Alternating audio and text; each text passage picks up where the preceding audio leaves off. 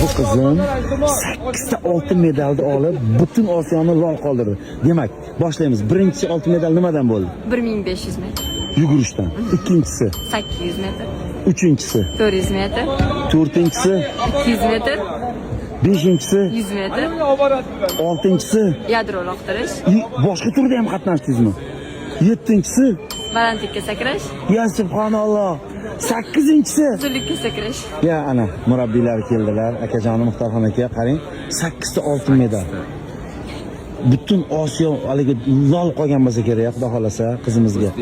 Ko'z tegmasin. Hammasi muhtaram prezidentimizni sportga berib turgan imkoniyat natijasi. Rahmat. Sizlarga ham kattakon rahmat. Ota yo'qolgan keldi. Ana. Assalom. Tabriklaymiz. Shunaqangi O'zbekistonimiz madhiyasini butun dunyoga yangratib, bayrog'imizni hammadan baland ko'tarib yurish sharafi bizga davomiy Xudo xolasa Xudo nasib etsin. Menga aytgan murabbiylar, yugurishdan bizdan sportchi chiqmaydi, bizning genimizda yo'q degan. Mana chiroyliligini qarang. 5 ta disiplinada. Eng muhimi 8 marta butun stadionni tikka turib madhiyamizni tinglashga majbur qilgan qizimiz. Barakalloh, tenga rahmat. Los-Anjelesda hali buni davom ettiradi.